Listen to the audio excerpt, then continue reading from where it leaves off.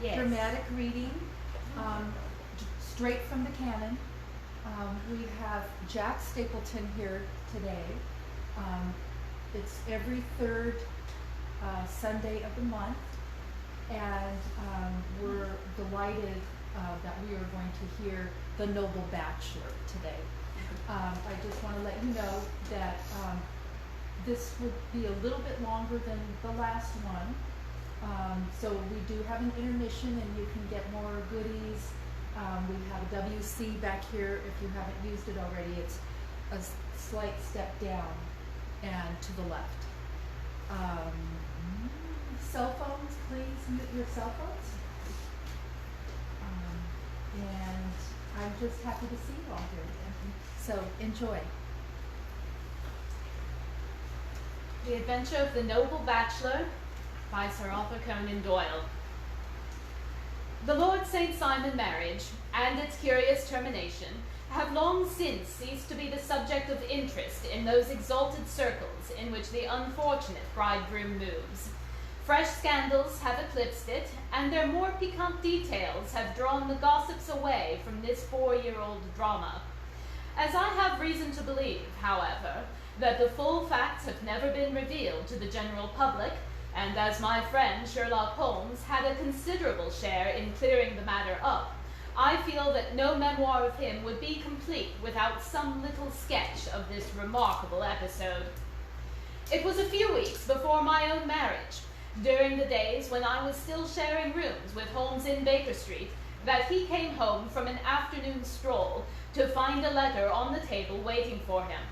I had remained indoors all day, for the weather had taken a sudden turn to rain, and with high autumnal winds and the Jezebel bullet which I had brought back in one of my limbs as a relic from my Afghan campaign, throbbed with dull persistency.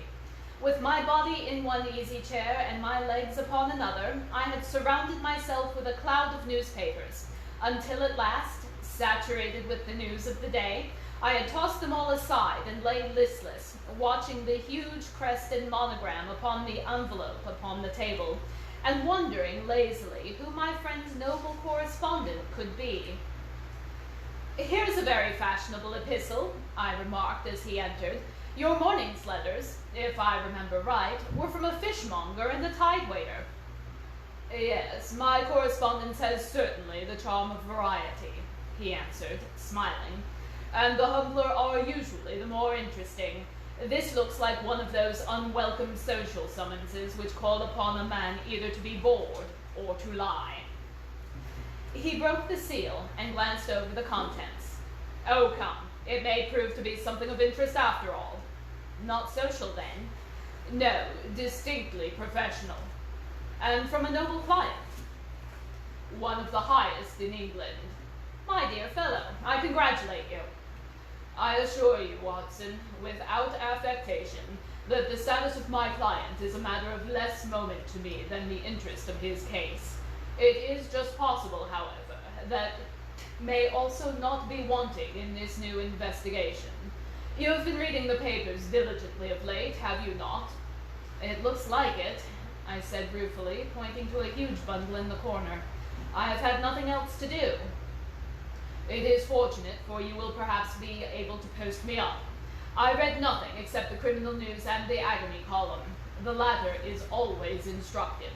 But if you have followed recent events so closely, you must have read about Lord St. Simon and his wedding." "Oh, yes, with the deepest interest." "That is well. The letter which I hold in my hand is from Lord St. Simon. I will read it to you, and in return you must turn over these papers and let me have whatever bears upon the matter. This is what he says. "My dear Sherlock Holmes, Lord Blackwater tells me that I may place implicit reliance upon your judgment and discretion.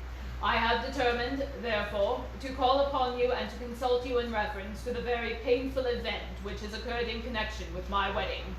Mr. Lestrade of Scotland Yard is acting already in the matter, but he assures me that he sees no objection to your cooperation, and that he even thinks that it might be of some assistance. I will call at 4 o'clock in the afternoon, and should you have any other engagement at that time, I hope you will postpone it, as this is a matter of paramount importance.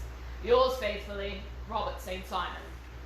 It is dated from Grosvenor Mansions, written with a quill pen, and the noble lord has had the misfortune to smear ink upon the outer side of his right little finger, remarked Holmes as he folded up the epistle. He says 4 o'clock. It is 3 now. He will be here in an hour. Then I have just time, with your assistance, to get clear upon the subject. Turn over those papers and arrange the extracts in order of time while I take a glance as to who our client is. He picked up a red-covered volume from a line of books of reference beside the mantelpiece.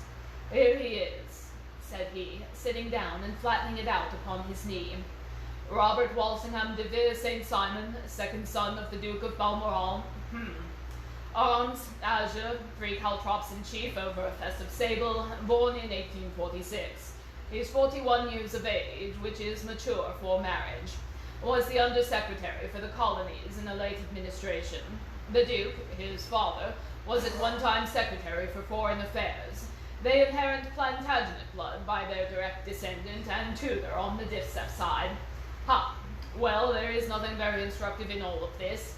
I think I must turn to you, Watson, for something more solid. I have very little difficulty in finding what I want, said I, for the facts are quite recent, and the matter struck me as remarkable. I feared to refer them to you, however, as I knew you had an inquiry on hand, and that you disliked the intrusion of other matters. Oh, you mean that little problem of the Grosvenor Square furniture van.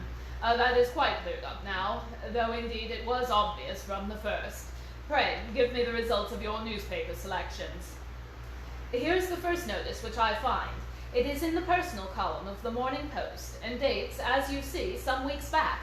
A marriage has been arranged, it says, and will, if rumor is correct, very shortly take place between Lord St. Simon, as second son of the Duke of Balmoral, and Miss Hattie Durand, the only daughter of Aloysius Durand, Esquire, of San Francisco, California, USA. And that is all. Terse and to the point, remarked Holmes, stretching his long, thin legs towards the fire. There was a paragraph amplifying this one in one of the society papers of the same week. Here it is. There will soon be call for protection in the marriage market, for the present free trade principle appears to tell heavily against our home product. One of the management of the noble houses of Great Britain is passing into the hands of our fair cousins from across the Atlantic. An important addition has been made during the last week to the list of prizes which have been borne away by these charming invaders. Lord St. Simon, who has shown himself over 20 years proof against the little god's arrows, has now definitely announced his approaching marriage with the Miss Hattie Durand, the fascinating daughter of a California millionaire. Miss Durand, whose graceful figure and striking face attracted much attention at the Westbury House festivities, is an only child, and it is currently reported that her dowry will run considerably over 6 figures, with the expectancies for the future. As it is an open secret that the Duke of Balmoral has been compelled to sell his pictures within the last few years, and as Lord St. Simon has no property of his own, save the small estate of Birchmoor, it is obvious that the Californian heiress is not the only gainer by an alliance which will enable her to make the easy and common transition from a Republican lady to a British title. Anything else? Asked Holmes, yawning. Oh yes, plenty. And there is another note in the Morning Post to say that the marriage should be an absolutely quiet one, and it would be at St. George's, Hanover Square, and that only a half a dozen intimate friends would be invited, and that the party would return to the furnished house at Lancaster Gate, which has been taken by Mr. Aloysius Durand. 2 days later, that is, on Wednesday last, there is a curt announcement that the wedding had taken place, and that the honeymoon would be passed at Lord Backswater's place, near Petersfield. Those are all the notices which appeared before the disappearance of the bride. Before the what? Asked Holmes with a start. The vanishing of the lady. When did she vanish, then? At the wedding breakfast. Indeed. This is more interesting than it promised to be. Quite dramatic, in fact. Yes, it struck me as being a little out of the common. They often vanish before the ceremony, and occasionally during the honeymoon, but I cannot call to mind anything quite so prompt as this. Pray, let me have the details. I warn you, they are very incomplete.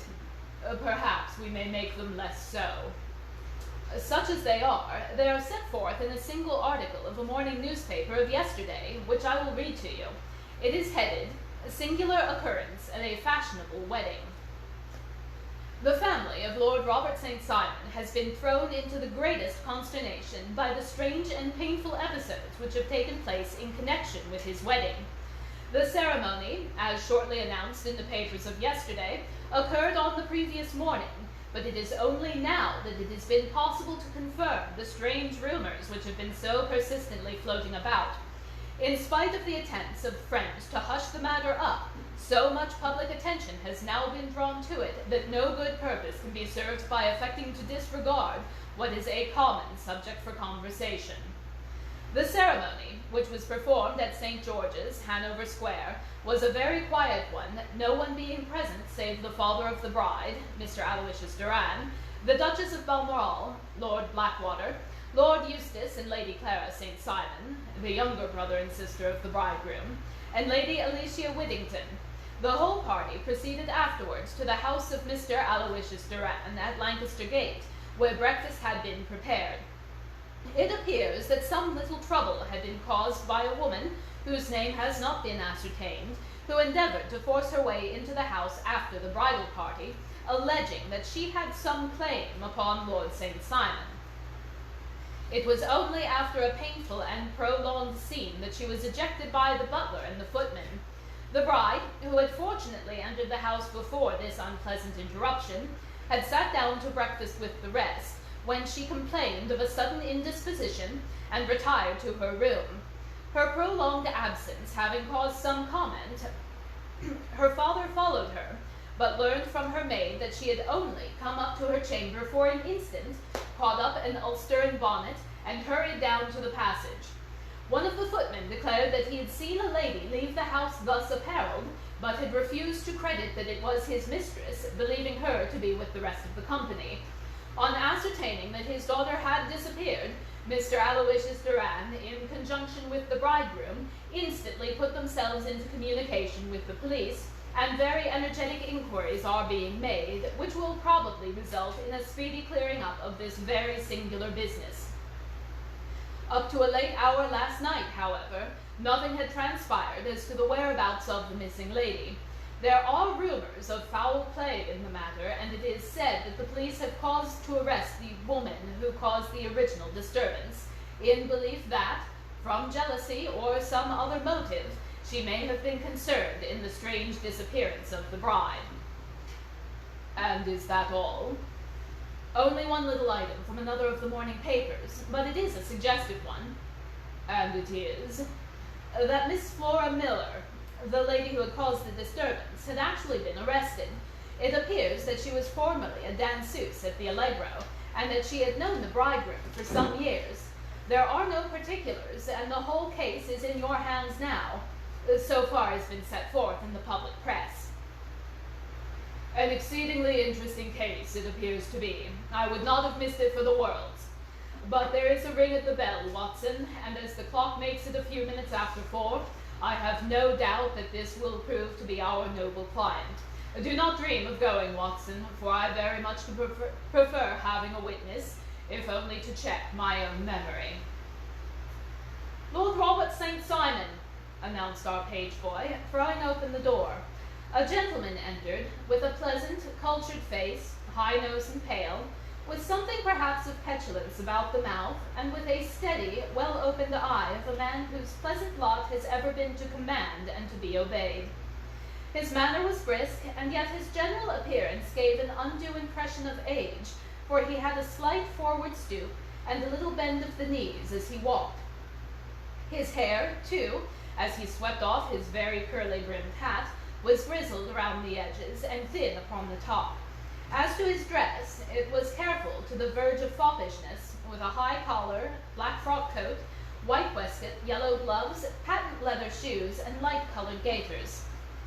He advanced slowly into the room, turning his head from left to right, and swinging in his right hand the cord which held his golden eyeglasses. "Good day, Lord St. Simon," said Holmes, rising and bowing. "Pray, take the basket chair. This is my friend and colleague, Dr. Watson. Draw up a little to the fire, and we shall talk this matter over." "A most painful matter it is to me, as you can most readily imagine, Mr. Holmes. I have been cut to the quick. I understand you have already managed several delicate cases of this sort, sir, though I presume that they were hardly of the same class of society." "No, I am descending. I beg pardon. My last client of the sort was a king." "Oh, really? I had no idea. Which king?" "The king of Scandinavia." "What? Had he lost his wife?"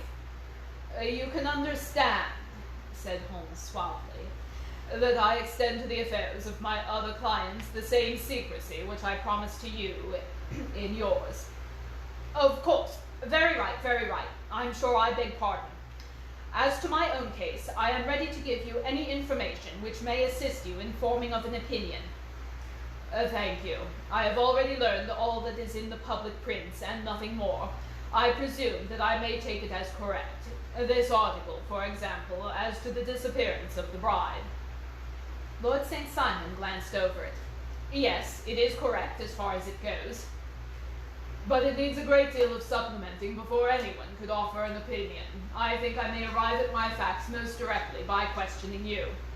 "Pray do so." "When did you first meet Miss Hattie Duran?" "In San Francisco, a year ago." "You were traveling in the States?" "Yes." "Did you become engaged then?" "No." "But you were on friendly footing." "I was amused by her society, and she could see that I was amused." "Is her father very rich?" "He is said to be the richest man in the Pacific Slope." "And how did he make his money?" "In mining. He had nothing for a few years. Then he struck gold, invested it, and came up by leaps and bounds." "Now, what is your own impression as to the young lady's, your wife's, character?" The nobleman swung his glasses a little faster and stared down into the fire. "You see, Mr. Holmes," said he, "my wife was 20 before her father became a rich man. During that time, she ran free in a mining camp and wandered through the woods or mountains, so that her education had come from nature rather than from a schoolmaster. She is what we call in England a tomboy, with a strong nature, wild and free, unfettered by any sort of traditions. She is impetuous, volcanic, I was about to say. She is swift in making up her mind, and fearless in carrying out her resolutions. On the other hand, I would not have given her the name which I have the honor to bear had I not thought her to be at the bottom a noble woman. I believe that she is capable of heroic self-sacrifice, and that anything dishonorable would be repugnant to her. Have you her photograph?" "I brought it with me." He opened the locket and showed us the full face of a very lovely woman. It was not a photograph, but an ivory miniature, and the artist had brought out the full effect of the lustrous black hair, the large, dark eyes, and the exquisite mouth. Holmes gazed long and earnestly at it, then he closed the locket and handed it back to Lord St. Simon. "The young lady came to London, then, and renewed your acquaintance?" "Yes, her father brought her over for this last London season. I met her several times, became engaged to her, and have now married her." "She brought, I understand, a considerable dowry." "A fair dowry, no more than is usual for my family." "And of course remains to you, since the marriage is a fait accompli." "I really have made no inquiries on the subject." Very naturally not. Did you see Miss Duran on the day before the wedding?" "Yes." "Was she in good spirits?" "Never better. She kept talking of what we should do in our future lives." "Indeed, that is very interesting. And on the morning of the wedding?" "She was as bright as possible, at least until after the ceremony." "And did you observe any change in her then?" "Well, to tell the truth, I saw then the first signs that I had ever seen in her that temper was just a little sharp. The incident, however, was too trivial to relate, and can have no possible bearing upon the case." Pray, let us have it for all that. Oh, it is childish. She dropped her bouquet as we went towards the vestry. She was passing in the front pew at the time, and it fell over into the pew. There was a moment's delay, but the gentleman in the pew handed it up to her again, and did not appear to be the worse for the fall. Yet when I spoke to her of the matter, she answered me abruptly, and in the carriage on our way home, she seemed absurdly agitated over this trifling cause. Indeed, you say that there was a gentleman in the pew. Some of the general public were present then. Oh yes, it is impossible to exclude them when the church is open. This gentleman was not one of your wife's friends. No, I call him a gentleman by courtesy. He was a quite common-looking person. I hardly noticed his appearance. But really, I think that we are wandering rather far from the point. The Lady St. Simon, then, returned from the wedding in a less than cheerful frame of mind than she had gone to it. What did she do on re-entering her father's house? I saw her in conversation with her maid. And who is her maid? Alice is her name. She is an American and came from California with her. A confidential servant. A little too much so. It seemed to me that her mistress allowed her to take great liberties. Still, of course, in America they look upon these things in a different way. How long did she speak to this Alice? Oh, a few minutes. I had something else to think of. You did not overhear what they said. Lady St. Simon said something about jumping a claim. She was accustomed to use slang of the kind. I have no idea what she meant. American slang is very expressive sometimes. And what did your wife do when she had finished speaking to her maid? She walked into the breakfast room. On your arm? No, alone. She was very independent in little matters like that. Then, after we had sat down for 10 minutes or so, she rose hurriedly, uttered some words of apology, and left the room. She never came back. But this maid Alice, as I understand, disposes that she went to her room, covered her bride's dress with a long ulster, and put on a bonnet, and went out. Quite so, and she was afterwards seen, walking in Hyde Park in the company with Flora Miller, a woman who is now in custody, and who had already made a disturbance at Mr. Durand's house that morning.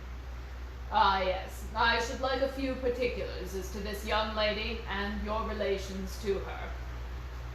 Lord St. Simon shrugged his shoulders and raised his eyebrows. We have been on friendly footing for some years. I may say on very friendly footing. She used to be at the Allegro. I have not treated her ungenerously, and she has no just cause of complaint against me. But you know what women are, Mr. Holmes. Flora was a dear little thing, but exceedingly hot-headed and devotedly attached to me.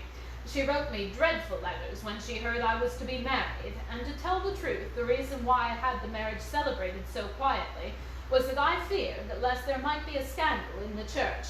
She came to Mr. Durand's door just after we returned, and she endeavored to push her way in, uttering very abusive expressions towards my wife, and even threatening her. But I had foreseen the possibility of something of the sort, and I had given instructions to the servants, who soon pushed her out again. She was quiet when she saw that there was no good in making a row. Did your wife hear all of this? No, thank goodness she did not. And she was seen walking with this very woman afterwards. Yes, that is what Mr. Lestrade of Scotland Yard looks upon as so serious. It is thought that Flora decoyed my wife out and laid some terrible trap for her. Well, it is a possible supposition. You think so too? I did not say a probable one, but you do not yourself look upon this as likely. I do not think Flora would hurt a fly. Still, jealousy is a strange transformer of characters. Pray, what is your own theory as to what took place? Well, really, I came to seek a theory, not to propound one. I have given you all the facts. Since you ask me, however, I may say that it has occurred to me that, as possible, that the excitement of this affair, and the consciousness that she had made so immense a social stride, had the effect of causing some little nervous disturbance in my wife. In short, that she had become suddenly deranged. Well, really, when I consider that she had turned her back, I will not say upon me, but upon so much that many have aspired to without success, I can hardly explain it in any other fashion. Well, certainly that is also a conceivable hypothesis, said Holmes, smiling. Now, Lord St. Simon, I think I have very nearly all my data. May I ask whether you were seated at the breakfast table so that you could see out of the window? We could see to the other side of the road and the park. Quite so. Then I do not think that I need detain you any longer. I shall communicate with you. Should you be fortunate enough to solve this problem, said our client, rising, I have solved it. Eh? What was that? I say I have solved it. Where then is my wife? That is a detail which I shall speedily supply. Lord St. Simon shook his head. I am afraid that it will take wiser heads than yours or mine, he remarked, and bowing in a stately, old-fashioned manner, he departed. It is very good of Lord St. Simon to honor my head by putting it on the level with his own, said Sherlock Holmes, laughing. I think that I shall have a whiskey and soda and a cigar after all this cross-questioning. And that, I think, would be an excellent time for our intermission. Very good.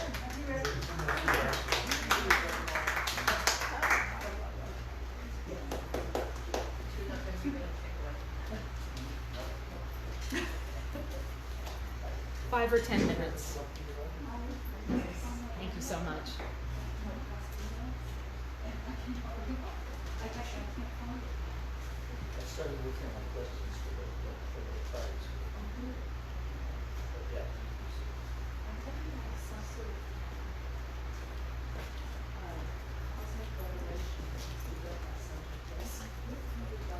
So up here is Yeah.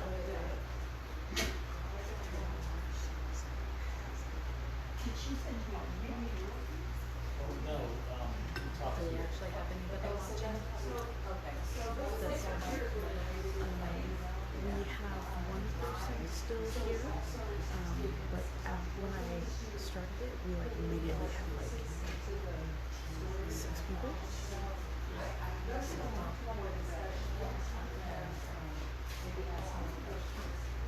I have one question to think about the discussion.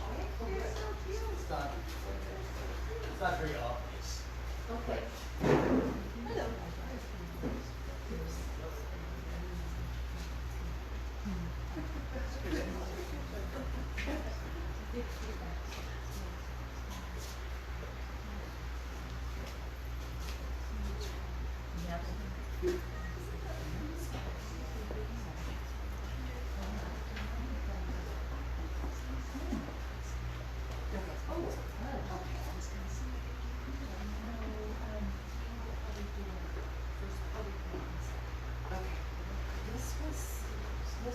Do you go over to the Jackson radio station sometimes? And because you look very familiar. I work at Petco. Nope, not that ain't it. Nope. So, are you familiar with this one? Yeah. So, when this Lobby were with the National, they catered we bought them. And then, they got District 49. Well, they didn't want to go to District 49, but be loyal to the National. And then the National business. So, yeah, and I have to tell you that, it's a really 3-course dinner, salad, beautiful, roast beef, whatever it was called, I can't remember, and English coffee hoops. So, we had a wonderful party. And, after it was over, they stayed longer than usual, which was wonderful.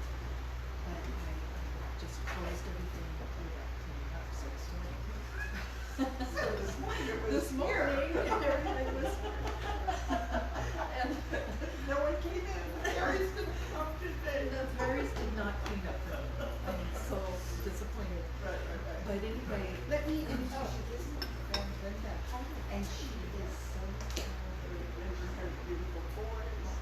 You know what, I was, you know, we need so much in here, Joe. Oh my God, we've done skits and things together. This is such a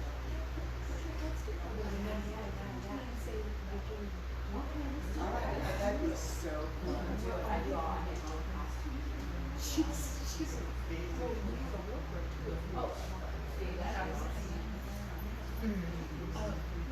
so just to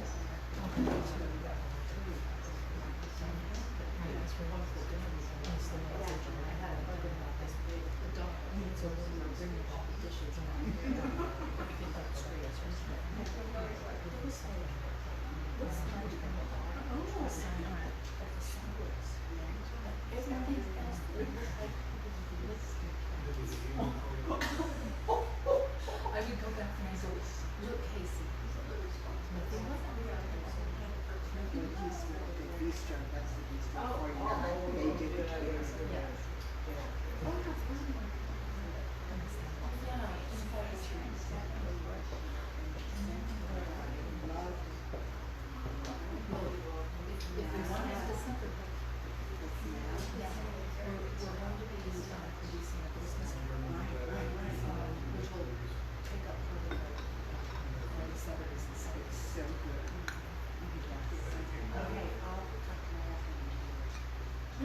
Yeah, because then I can put you on the calendar. Okay, all the details can be worked out. Okay, that'd be great.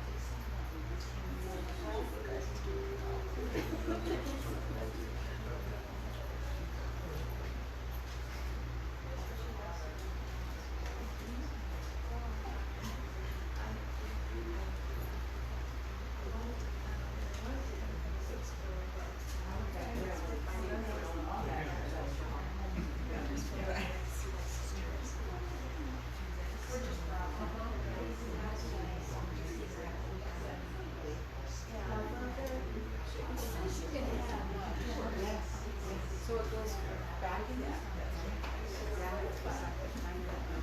Oh, I see.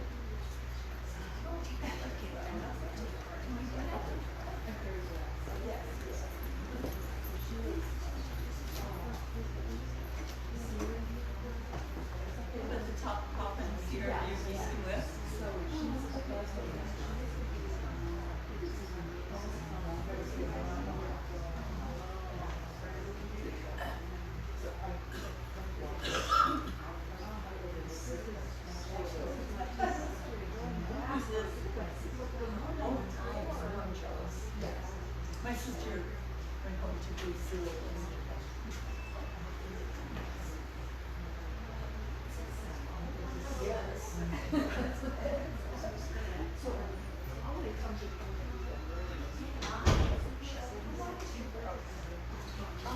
I come back.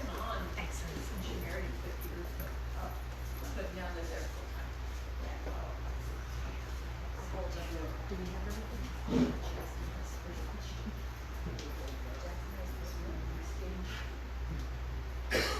That we can skip these tables.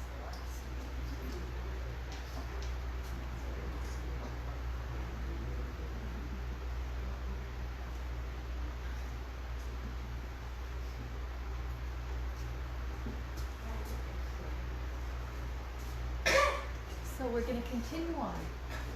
Jack? Thank you. I had informed my conclusions as to the case before our client came into the room. My dear Holmes, I have notes of several similar cases, though none, as I remarked before, which were quite as prompt.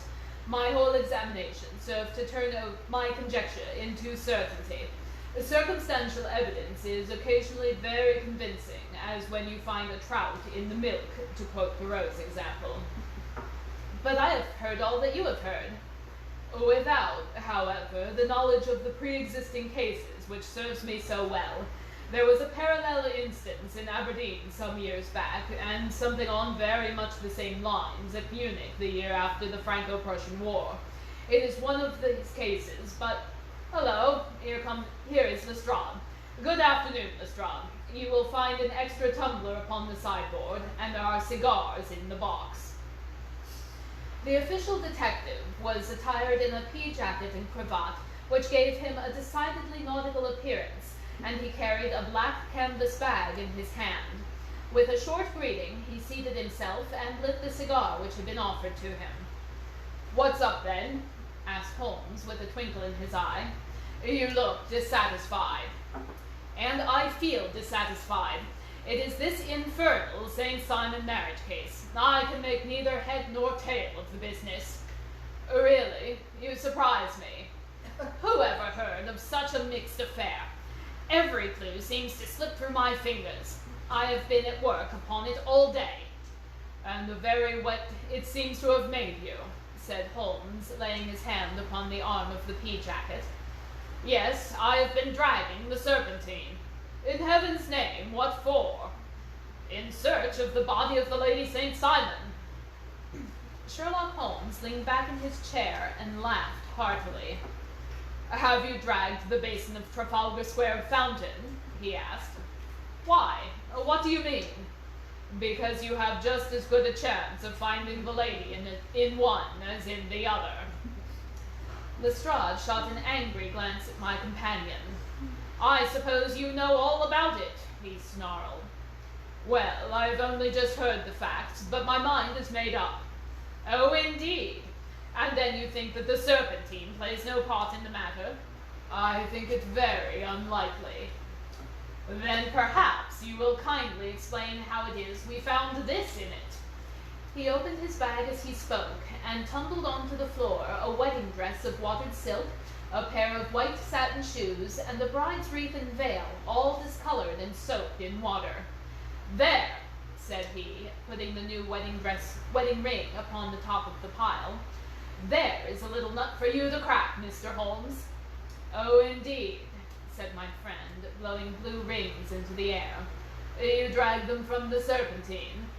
"No, they were found floating near the margin by the park keeper. And they were identified as her clothes, and it seems to me that if the clothes were there, the body would not be far off." "By the same brilliant reasoning, every man's body is to be found in the neighborhood of his wardrobe. And pray, what did you hope to arrive at through this?" "At some evidence implicating Flora Miller in the disappearance." "I am afraid you will find that difficult." "Are you indeed now?" cried Lestrade with some bitterness. "I am afraid, Holmes, that you are not very practical with your deductions and your inferences. You have made 2 blunders in as many minutes. This dress does implicate Miss Flora Miller." "And how?" "In this dress is a pocket. In the pocket is a card case. In the card case is a note. And here is the very note." He slapped it down upon the table in front of him. "Listen to this. You will see me when all is ready. Come at once. F.H.M. Now, my theory all along has been that the Lady St. Simon was decoyed away by Flora Miller, and that she, with confederates no doubt, was responsible for her disappearance. Here, signed with her initials, is the very note which no doubt quietly slipped into her hand at the door, and which lured her within her reach." "Very good, Lestrade," said Holmes, laughing. "You really are very fine indeed. Let me see it." He took up the paper in the listless way, but his attention instantly became riveted, and he gave a little cry of satisfaction. "This is indeed important," said he. "Ah, you find it so?" "Extremely so. I congratulate you warmly." Lestrade rose in his triumph and bent his head to look. "Why," he shrieked, "you're looking at the wrong side." "On the contrary, this is the right side." "The right side? You're mad. Here is the note written in pencil over here." "And over here is what appears to be a fragment of a hotel bill, which interests me deeply." "There's nothing in it. I looked at it before," said Lestrade. "October 4th, rooms 8 shillings, breakfast 2 shillings 6 pence, top cocktails 1 shilling, lunch 2 shillings 6 pence, glass of sherry 8 pence. I see nothing in that." Very likely not. It is most important all the same. As to the note, it is important also, or at least the initials are, so I congratulate you again. I've wasted enough time, said Lestrade, rising. I believe in hard work and not in sitting by the fire spinning fine theories. A good day, Mr. Holmes, and we shall see which gets to the bottom of the matter first. He gathered up the garments, thrust them into the bag, and made for the door. Just one hint to you, Lestrade, drawled Holmes before his rival vanished. I will tell you the true solution of the matter. Lady St. Simon is a myth. There is not, and there never has been, any such person. Lestrade looked sadly at my companion. Then he turned to me, tapped his forehead 3 times, shook his head solemnly, and hurried away. He had hardly shut the door behind him when Holmes rose and put on his overcoat. There is something in what the fellow says about outdoor work, he remarked. So I think, Watson, that I must leave you to your papers for a little.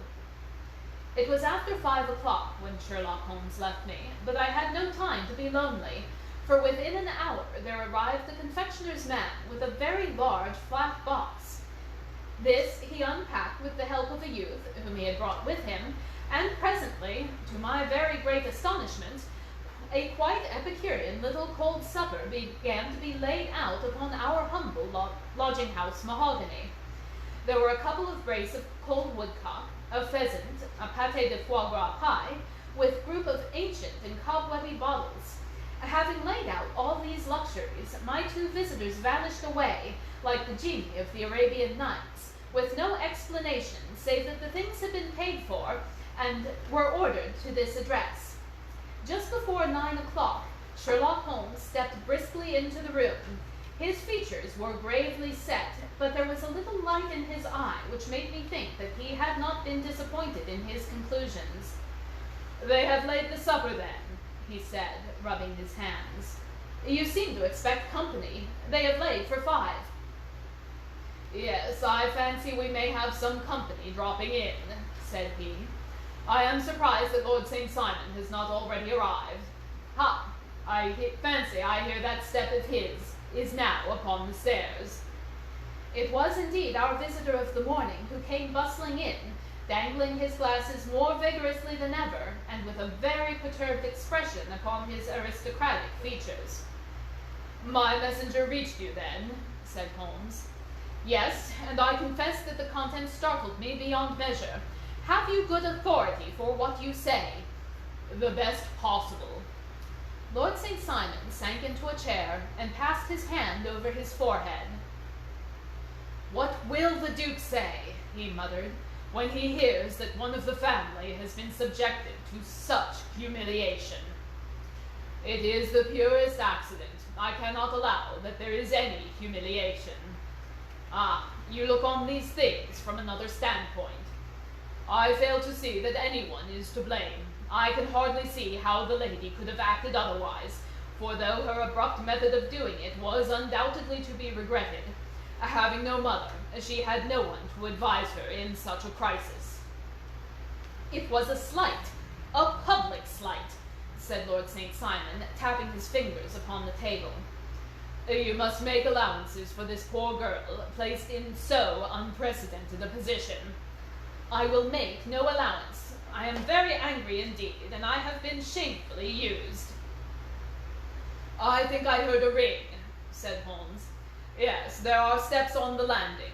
If I cannot persuade you to take a lenient view of the matter, Lord St. Simon, I have brought an advocate here who may be more successful." He opened the door and ushered in a lady and gentleman. "Lord St. Simon," he said, "allow me to introduce you to Mr. and Mrs. Francis Hay Moulton. The lady, I think, you have already met." At the sight of these newcomers, our client had sprung from his seat and stood very erect with his eyes cast down and his hand thrust into the breast of his frock coat, a picture of offended dignity. The lady had taken a quick step forward and had held out her hand to him, but he still refused to raise his eyes. It was as well for his resolution, perhaps, for her pleading face was one which it was hard to resist. "You're angry, Robert," she said. "Well, I guess you have every cause to be." "Pray make me no apology," said Lord St. Simon bitterly. "Oh, yes, I know I treated you real bad, and I should think I had spoken to you before I went, but I was kind of rattled, and from the time I saw Frank here again, I just didn't know what I was doing or saying. I only wonder I didn't fall down and do a faint right there before the altar." "Perhaps, Mrs. Moulton, you would like my friend and me to leave the room while you explain the matter?" "If I may give an opinion," remarked the strange gentleman, "we've had just a little too much secrecy over this business already. For my part, I should like all Europe and America to hear the rights of it." He was a small, wiry, sunburned man with a sharp face and alert manner. "Then I'll tell our story right away," said the lady. "Frank here and I met in '81 in McGuire's Camp near the Rockies, where Paul was working a claim. We were engaged to each other, Frank and I, but then one day Father struck a rich pocket and made a pile, while poor Frank here had the claim that petered out and come to nothing. The richer Paul grew, the poorer Frank was, and so at last Paul wouldn't hear if our engagement lasted any longer and took me away to Frisco. Frank wouldn't throw up his hand, though, so he followed me there, and he saw me without Paul knowing anything about it. It would have only made him mad to know, so we just fixed it all up for ourselves. Frank said that he would go and make his pile too, and never come back and claim me until he had as much as Pa. So then I promised to wait for him to the end of time, and pledged myself to not marry anyone else while he lived. "Why shouldn't we be married right away then?" said he. And I said, "I feel so sure of you, and I won't claim to be your husband until I come back." Well, we talked it over, and he had it fixed up all so nicely, with a clergyman and already waiting, that we just did it right there. And then Frank went off to seek his fortune, and I went back to Pa. The next I heard of Frank was that he was in Montana, and then he went prospecting into Arizona, and then I heard nothing of him from New Mexico. After came a long newspaper story about how a miners' camp had been attacked by Apache Indians, and there was my Frank's name among the killed. I fainted dead away, and I was very sick for months after. Pa thought I had a decline and took me half the doctors in Frisco. Not a word of news came for a year or more, so that I never doubted that Frank was really dead. Then Lord St. Simon came to Frisco, and we came to London, and marriage was arranged, and Pa was very pleased. But I felt all the time that no man on this earth would ever take the place in my heart that had been given to my poor Frank. Still, if I had married Lord St. Simon, of course, I'd have done my duty by him. We can't command our love, but we can our actions. I went to the altar with him with the intention that I would make him just as good a wife as it was in me to be. But you may imagine what I felt when, just as I came to the altar rails, I glanced and saw Frank standing looking at me out of the first pew. I thought it was his ghost at first, but when I looked again, he was still there, with a kind of question in his eyes, as if to ask me whether I was glad or sorry to see him. I wonder I didn't drop. I know that everything was turning round, and the words of the clergyman were just like a buzz of a bee in my ear. I didn't know what to do. Should I stop the service and make a scene in the church? I glanced at him, and he seemed to know what I was thinking, for he raised his finger to his lips to tell me to be still. Then I saw him scribble on a piece of paper, and I knew he was writing me a note. As I passed his pew on the way out, I dropped my flowers, and he slipped the note into my hand when he returned me the bouquet. It was only a line asking me to join him when we made the sign of me to do so. Of course, I never doubted for a moment that my first duty was now to him, and I was determined to do just whatever he might direct. When I got back, I told my maid, who had known him in California and had always been his friend. I ordered her to say nothing, but to get a few things packed away and my ulster ready. I know I ought to have spoken to Lord St. Simon, but it was such dreadful hard before his mother and all those great people. I made up my mind to run away and explain afterwards. I hadn't been at the table 10 minutes before I saw Frank out of the window at the other side of the road. He beckoned to me and then began walking into the park. I slipped out, put on my things, and followed him. Some woman came talking or something or other about Lord St. Simon to me. It seemed to me, from the little I heard, as if he had a little secret of his own before his marriage also, but I managed to get away from her and soon overtook Frank. We got into a cab together, and when we drove to some some lodgings he had taken in Gordon Square, and that was my true wedding after all those years of waiting.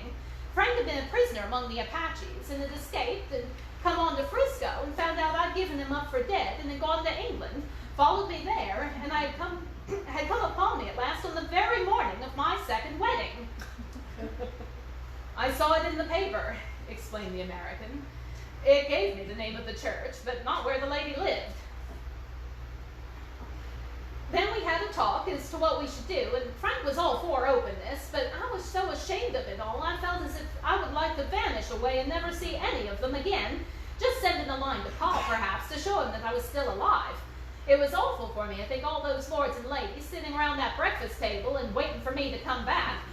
So Frank took my wedding clothes and things and made a bundle of them so I should not be traced, and dropped them away somewhere where no one should find them. It was likely we should have gone to Paris tomorrow, only that this good gentleman, Mr. Holmes, came around to us this evening, though how he found us is more than I can think, and he showed us very clearly and kindly that I was wrong and that Frank was right, and that we should put ourselves in the wrong if we were so secret. And then he offered to give us a chance of talking to Lord St. Simon alone, and so we came right away, and I am very sorry if I have given you any pain, and I hope you might not think too meanly of me. Lord St. Simon had by no means relaxed his rigid attitude, but had listened with a frowning brow and a compressed lip to this long narrative. "Excuse me," he said, "but it is not my custom to discuss my most intimate personal affairs in this public manner." "Then you won't forgive me? You won't shake hands before I go?" "Oh, certainly, if it will give you any pleasure." He put out his hand and coldly grasped that which she extended to him. "I had hoped," suggested Holmes, "that you would have joined us in a friendly supper." "I think that you ask a little too much," responded his lordship. "I may be forced to acquiesce in these recent developments, but I can hardly be expected to make merry over them. I think that, with your permission, I will now wish you all a very good night." He included us all in a sweeping bow and stalked out of the room.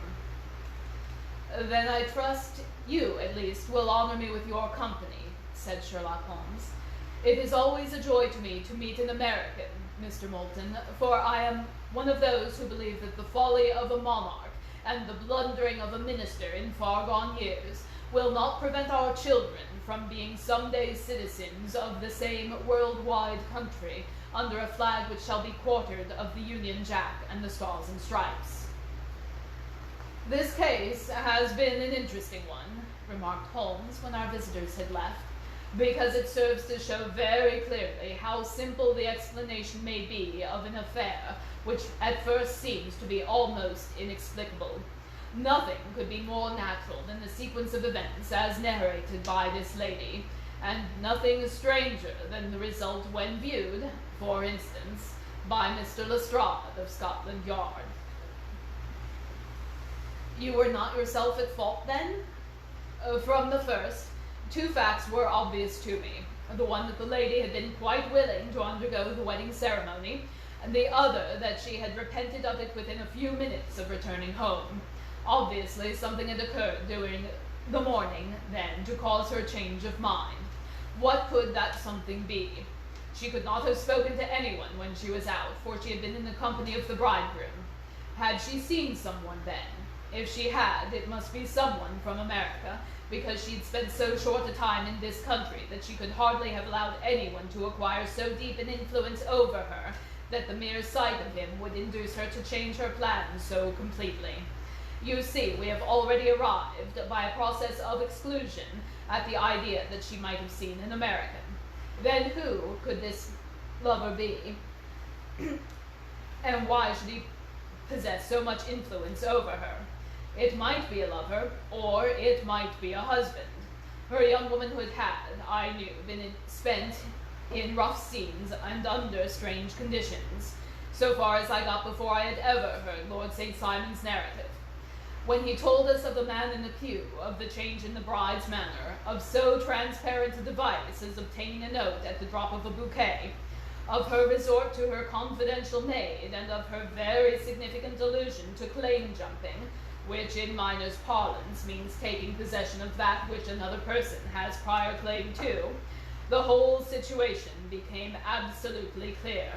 She had gone off with a man, and the man was either a lover or was a previous husband, the chances being in favor of the latter. And how in the world did you find him? It might have been difficult, but friend Lestrade held information in his hands, the value of which he did not himself know.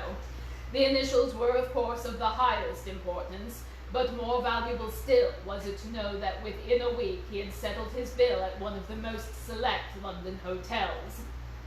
How did you deduce that? By the select prices. 8 shillings for a bed and 8 pence for a glass of sherry, pointed to one of the most expensive hotels. There are not many in London which charge at that rate. In the second one, which I visited in Northumberland Avenue, I learned by an inspection of the book that Francis H. Moulton, an American gentleman, had left only the day before, and on looking over the entries against him, I came upon the very items which I had seen in the duplicate bill. His letters were to be forwarded to 226 Gordon Square, so thither I travelled, and being fortunate enough to find the loving couple at home, I ventured to give them some paternal advice, and to point out to them that it would be better, in every way, that they should make their position a little clearer, both to the general public and to Lord St. Simon in particular. I invited them to meet him here, and, as you see, I made him keep the appointment. But with no very good results, I remarked. His conduct was certainly not very gracious. Ah, Watson, said Holmes, smiling, perhaps you would not be very gracious either, if after all the trouble of wooing and wedding, you found yourself deprived in an instant of wife and of fortune. I think we may judge Lord St. Simon very mercifully, and thank our stars that we are never likely to find ourselves in the same position. Draw your chair up and hand me my violin, for the only problem which we still have to solve is how to while away these bleak autumnal evenings.